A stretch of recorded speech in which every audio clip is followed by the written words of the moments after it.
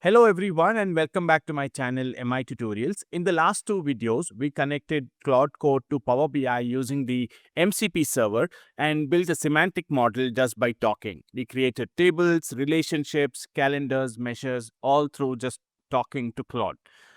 But that was only half the picture. The MCP server handles the data layer, the semantic model. What it cannot do is touch the visual layer, the actual report pages, the charts, the layout, the design. That part still required manual work. However, in my last video, we did try to create that using Claude Code. If you remember, I had to close the Power BI report and reopen again to refresh the visuals. And it also had some issues with alignment. It did not do a good job. Microsoft just released something called Power BI Desktop Bridge, and when you combine it with the new skills for Fabric, Claude can now do the entire thing. Model and report, design and layout, screenshot verification. It can take screenshots of the report that it has built and then verify if everything is looking correct and also publish the report. In this video, I'm going to show you how exactly it works, what all skills do we need, and then we're going to build a complete, properly designed report live with a real data set using nothing but prompts. Now, the bridge on its own is just an API. What makes it actually usable is the skills for Fabric, a set of official Microsoft skills that plug into Claude Code and orchestrate the entire workflow. There are various skills that have been released. There's a semantic model authoring. This one works alongside the MCP server. It handles creating and modifying tables, measures, and relationships in your data model. This is the same layer we worked with in the previous video. Power BI report planning. This is the orchestrator. It runs the full end-to-end pipeline, calling the design skill, then the authoring skill, then publishing. Think of it like a project manager that coordinates everything else. Power BI report design skill, this is where the magic starts. You give it your business brief, design preferences, and it produces a structured design document, which Microsoft calls a design brief, that specifies exactly what the report should look like. Chart types, colors, layout, theme. It does not write any files, it only produces the plan.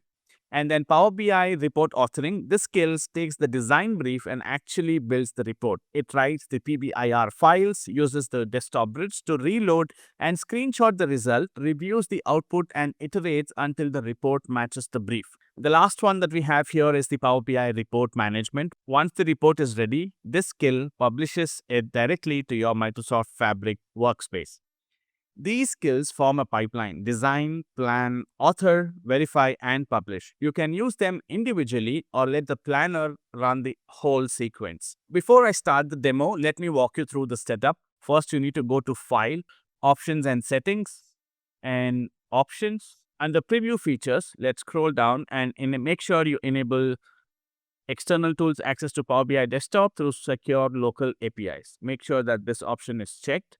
And once this is done, make sure you save your Power BI file in PBIP format. The next thing is go to GitHub. This is the link that I will be sharing in the description below. This is where the skills are saved. Now let's go to Claude and go to File, Settings, and head over to the Plugins section. Click on Add Marketplace, and then click on Add from Repository. Paste the link that we just copied from GitHub and click on Enter, and then click on Sync. And once you click on Sync, you will see these Fabric skills here. You will have plus icons against all of these skills, just like how you're seeing here. You need to click on that plus icon and add that particular skill. Since I have already added them, it's not visible for me. Once you have done that, you are now good. You can just restart Claude for it to start working. All right, everything is set up. I have my dataset already loaded in the model. This is a retail sales dataset with tables for sales, product, customers, stores, and a calendar.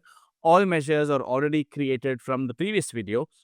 Now I want to build a full executive sales report, and here's what I want to do differently in this video.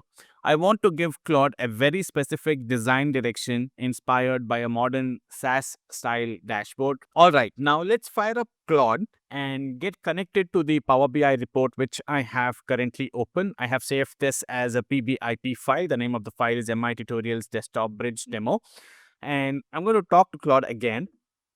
So I'm going to say connect to the Power BI desktop, which is currently open using the Power BI desktop bridge. And let us wait for the connection to get established. All right, the connection has been established. The report window says MI Tutorials desktop bridge demo. This is the file that is currently open. Now let's use the Fabric skills and first plan our report. Using the Power BI planning skill, I want you to review my semantic model and suggest me the visuals that I should be creating. These visuals should have KPI, column charts, line charts, etc.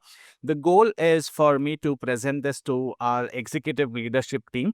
So I need to have all the information at a glance. All right. So this is the prompt that I'm sharing with Claude now. So it will use the Power BI planning skill and help me create or help me plan out the visuals that I should be having in my Power BI report. So let's give it some time and see what it comes back with.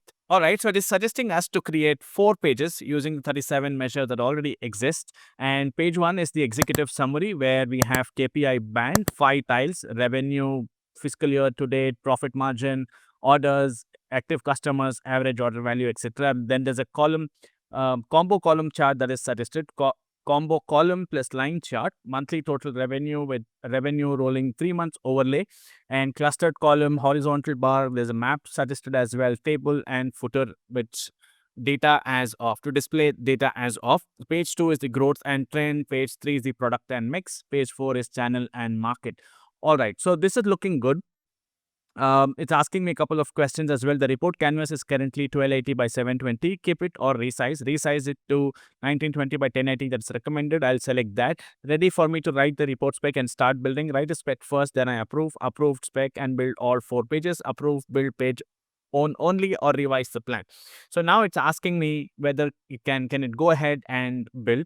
So I'm going to close this for now. I don't want it to go ahead and build it as of now. It's holding up for now. Now, before we move forward, I also want to share some of the design language that it needs to basically build the report on. You might have your company's design language. You might have certain colors, certain fonts, certain sizes of the fonts that needs to be used. So you can probably create a separate MD file and share that with Claude so that it can refer to and create. For this particular example, I'm going to go to Dribbble.com and I have looked at one of the template here. I like this particular look and the colors that have been used in this particular report. So I'm going to copy this particular image and go back to Claude, paste that particular image in here and tell Claude to create something similar. So let us see how we can prompt this.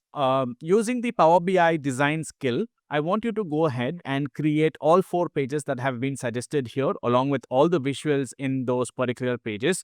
And I want you to take the cue of the design language from the attached picture. You can take a look at the background, the color, the rounded corners of the visuals, the font size, the font, etc. Take all of the details from this particular reference that I have attached and go ahead and create the Power BI report. Create all the 4 pages.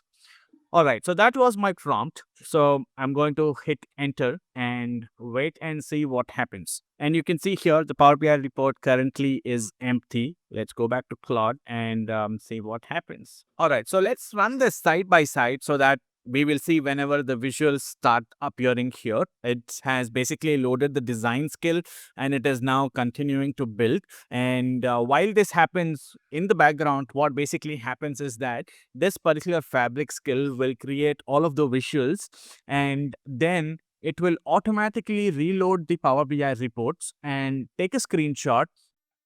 Take that screenshot back into Claude and verify that whatever that has been created is accurate, if it is looking correct, or if there are any issues. If it finds any issues, it goes back into Power BI and corrects those issues and fixes them automatically. It reiterates until and unless it sees a nearly perfect report. So we are seeing that live in action now. It is still thinking, it is planning, it is trying to build a Power BI report. Let's wait for a couple of minutes and then see what happens. And you can see that our report has now been created. I can see 4 different tabs now. It is reloading the Power BI report. And you can see, notice here, it's capturing all the screenshots and it's trying to verify all the generated visuals are appearing correctly, if there are any issues and if there are any errors. It's also seeing if there are any errors or warnings, and it is reloading that. And it's also looking if there are any errors or warnings and trying to correct them and reloading the Power BI file. And I think it's almost done. Let's give it a couple of more seconds while this finalizes before we start looking at the report itself. It's going through all the pages that has created and looking at any of the errors or warnings that are there and trying to clear them. And we can see that 4 solid pages. Let me fix the defects. I can see first looking up the properties I need, etc. It's doing all the checks that needs to be done and trying to fix all of them for us. Look at how nicely it makes all of those changes. It says 2 layout changes needed. The monthly axis needs full width to avoid scrolling, restructuring pages 1 and 2.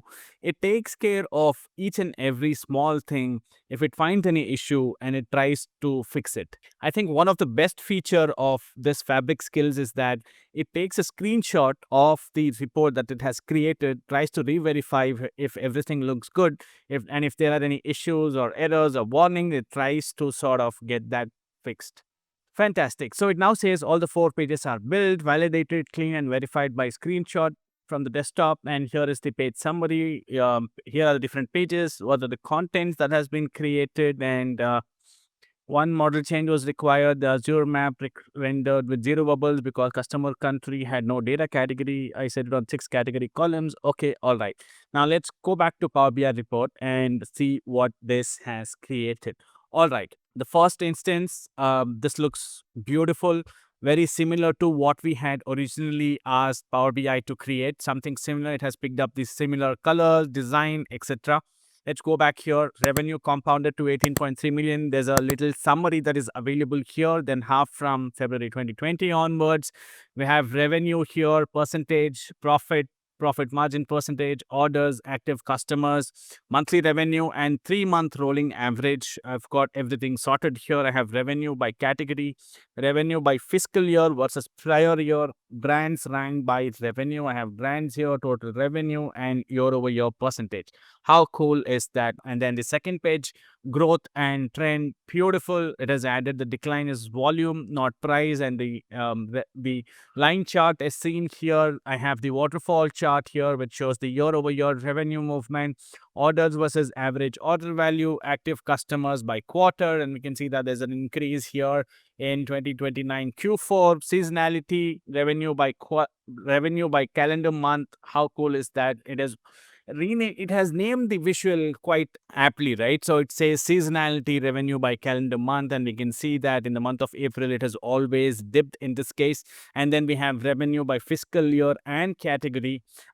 Something not very readable, I would say, in this case, because we have quite a few categories. Not a kind of a chart that I would like to have on my Power BI report, but nevertheless. And then I have product and mix margin by category. It's also showing the 58.6% as the company blend. It has added this dotted line here, and I have a scattered chart. I have a column chart. I have a table here as well, category share. Beautifully created. I have some fiscal year. I have some filters here as well, fiscal year, category, channel, etc. And I also have the navigator here, which will take me to different pages. I have the map added here as well. I have a scattered chart table here. Beautiful, beautiful. Now, this was a live demo of Fabric skills, how the skills can help you plan your Power BI report, how can these skills help you design the Power BI report, and also remember that I can now go ahead and publish this report as well only through prompting. Now, and if I have to make some changes, let us say, for example, I want to rename my, it says MI tutorials here. Instead, I want to have something else there. I can just go back to Claude and prompt and say, make this change for me, and it will be done.